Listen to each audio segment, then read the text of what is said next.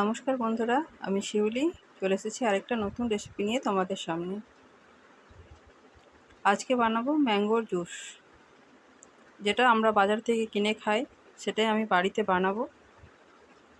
প্রথমেই আমগুলোকে ভালো করে জল দিয়ে ধুয়ে নিয়েছিলাম। বেশ পাকা আম নিতে হবে, যে কোনো আম হলেই চলবে, একটু মিষ্টি ধরনের হলে ভালো হয়, টক যেন না হয়।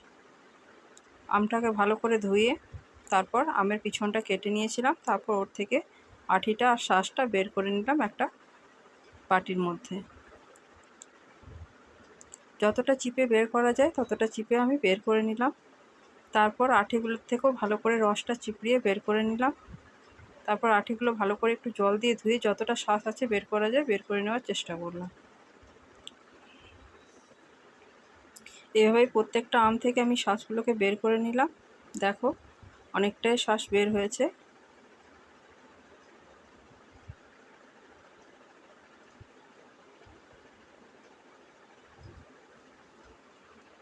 এবারে আমি একটা ছাঁকনার সাহায্যে একটা গ্লাসের মধ্যে ওইটাকে ছেঁকে নেবো, যাতে উপরে যেই র্যাশগুলো আছে, রোয়াগুলো আছে, সেগুলো বেরিয়ে যায়, ছাঁকনির মধ্যে চলে আসে।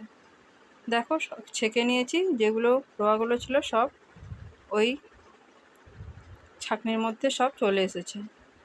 এবার ওই জুসটার মধ্যে আমি দিয়ে দেবো পরিমাণ মতো চিনি। তারপর চিনিটা দিয়ে ভালো করে মিক্স করে নেব। হয়ে গেল ম্যাঙ্গো জুস। আমার রেসিপিটা তোমাদের ভালো লাগলে অবশ্যই লাইক, কমেন্ট, শেয়ার করে পাশে থেকো। যারা আমার পেজে নতুন তারা আমার পেজটাকে অবশ্যই ফলো করে দিও। ভিডিওটা এখানেই শেষ করছি। ভালো লাগলে অবশ্যই ফলো বোতামটা দাবিয়ে পাশে থেকো।